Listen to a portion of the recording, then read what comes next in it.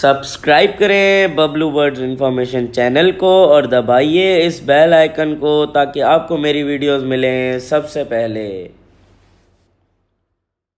السلام علیکم ویورز، امید کرتا ہوں خیریت سے ہوں گے اور آپ کے برڈز بھی خیریت سے ہوں گے۔ تو میں آج آپ کو بتاؤں گا دنیا کے سب سے بڑے پرندے کے بارے میں، شتر مرغ کے بارے میں۔ شتر مرغ آرام کرتے وقت اپنی گردن مٹی میں چھپا لیتا ہے۔ شتر مرغ کی آنکھیں بہت بڑی ہوتی ہیں ہر جانور سے، اور اس کی گردن بہت لمبی ہوتی ہے اور ان کی ٹانگیں بھی گردن کی طرح لمبی ہوتی ہیں اور بہت سخت ہوتی ہیں۔ پہلے دنیا میں 4 انگلیوں والے شتر مرغ پائے جاتے تھے، اب وہ نسل ختم ہو چکی ہے۔ اب صرف 2 انگلیوں والے شتر مرغ باقی ہیں جنہیں ہم افریقن شتر مرغ کہتے ہیں، اور یہ اپنی دونوں انگلیوں کے ساتھ اپنے دشمن پر حملہ کرتے ہیں۔ اس پرندے کو شتر مرغ اس لیے کہا جاتا ہے، یہ قد کاٹ میں اونٹ کے برابر ہوتا ہے۔ فارسی زبان میں شتر کے معنی اونٹ اور مرغ کے معنی پرندہ ہوتا ہے، اس لیے اس پرندے کو شتر مرغ کے نام سے پہچانا جاتا ہے۔ یہ دنیا کا سب سے بڑا پرندہ ہے، اپنے بھاری جسم کی وجہ سے یہ اڑ نہیں سکتا۔ خطرہ محسوس کرتے ہی شتر مرغ تیز بھاگ جاتا ہے اور اس سے اپنی ٹانگیں بھاگنے میں مدد کرتی ہیں۔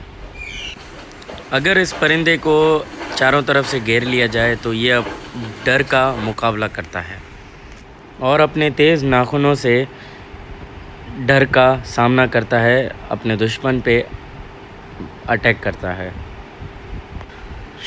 شتر مرغ ہمیشہ اکٹھے رہتے ہیں اور یہ پرندہ بہت شرمیلا ہوتا ہے اور اس کی گردن ریڈار کی طرح یوز ہوتی ہے۔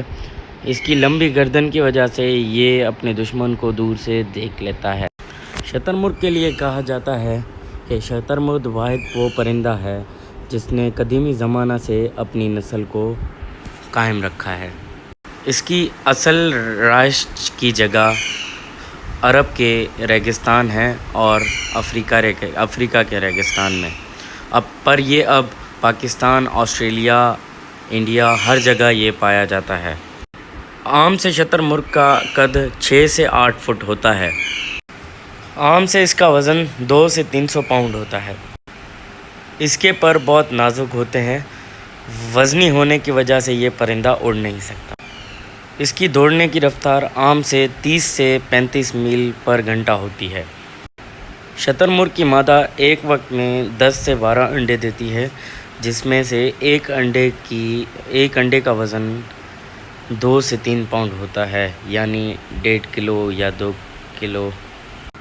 مادہ شتر مرغ انڈے دیتی ہے اور ان کو سینے کا کام نر شتر مرغ کو دے دیتی ہے، اور مادہ شتر مرغ انڈوں کو 3 حصوں میں کرتی ہے۔ ایک حصہ زمین میں دفنا دیتی ہے، دوسرا حصہ دھوپ میں رکھ دیتی ہے اور تیسرا حصہ نر شتر مرغ کو سینے کے لیے دے دیتی ہے۔ جب بچے نکل آتے ہیں تو نر شتر مرغ دھوپ والے انڈوں کو بچوں کو پلا دیتا ہے، توڑ کر پلا دیتا ہے۔ جب وہ انڈے ختم ہو جاتے ہیں، جو ریت میں مادہ شتر مرغ نے انڈے دفنائے تھے ان کو نکال کر ان کو توڑ کر پھر بچوں کو پلا دیتا ہے۔ شتر مرغ انسان کو اپنی پیٹھ پہ بٹھا کر بہت تیزی سے دوڑ سکتا ہے، لیکن ایسی صورت میں وہ آدھے گھنٹے کے بعد تھک جاتا ہے، تو اسے